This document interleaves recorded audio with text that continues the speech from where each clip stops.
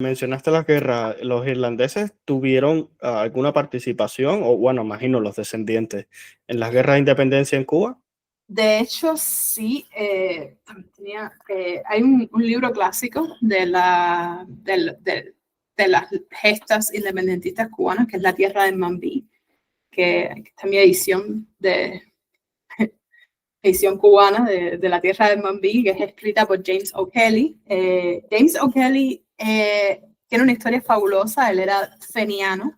Los fenianos eran, como dicen, los radicales republicanos irlandeses. Muchos de ellos tenían, ¿cómo decir?, asociaciones en Nueva York que estaban en comunicación muy cercana con la comunidad exiliada en Nueva York, que financió las guerras independentistas cubanas. Y ahí te encuentras, por ejemplo, conciertos benéficos para recaudar fondos en Nueva York para la independencia de Cuba y para la independencia de Irlanda, entre esa comunidad exiliada mambisa y feniana en Estados Unidos.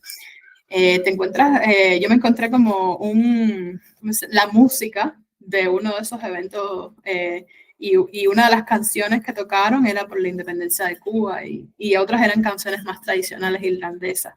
Es muy fascinante porque, como yo decía, como mismo veía yo, cuando estaba haciendo mi licenciatura, muchos puntos de contacto entre la historia de Irlanda y la historia de Cuba. Bueno, los mismos mambises y fenianos también veían como los procesos independentistas de ambos lugares como causa común, como algo de afinidad. Realmente eso no ha sido estudiado mucho aún, así que si alguno de mis oyentes quisiera investigar esos temas, bueno, ahí tiene Que contacte. un posible tema a explorar. Y bueno, sí existen muchos ejemplos de irlandeses que se enrolaron en los ejércitos mambises y que pelearon directamente en la isla por la independencia de Cuba.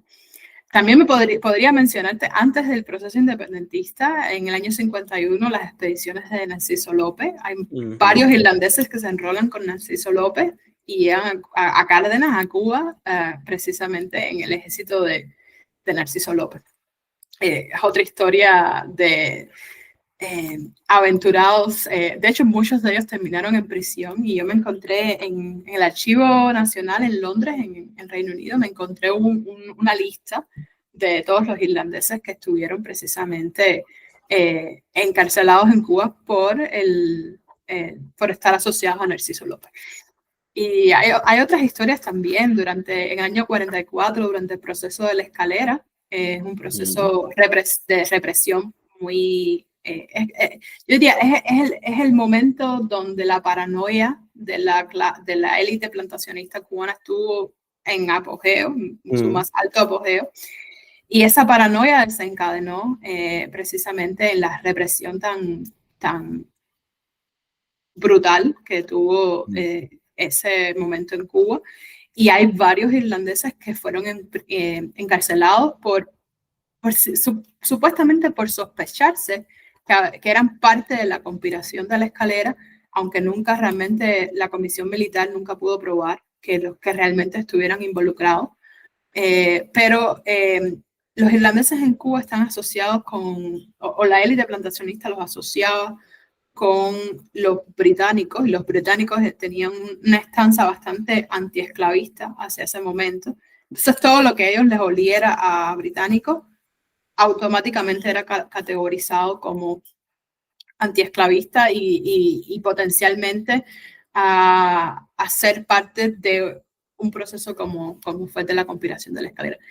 Que no hay evidencia realmente de que estuvieran involucrados, pero bueno, esas fueron las consecuencias. Yo creo que 2 de ellos terminaron muriendo en prisión en Cárdenas o en Matanzas, precisamente antes de que fueran a juicio.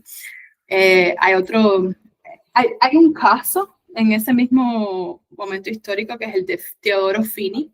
Yo tengo la teoría de que Finney es un apellido de origen irlandés, aunque no llega a Cuba directamente de Irlanda. Ya había un proceso de migración anterior, y él llega ya siendo nacido, creo que o en Estados Unidos o en Nueva Escocia, porque realmente en los documentos menciona ambos. Realmente uno nunca sabe cuál es cuál. Y Teodoro Fini se niega a que las autoridades coloniales entraran a su plantación de café que tenía en Matanzas a arrestar a sus esclavos. Y terminan arrestados Fini y sus esclavos, precisamente por eso.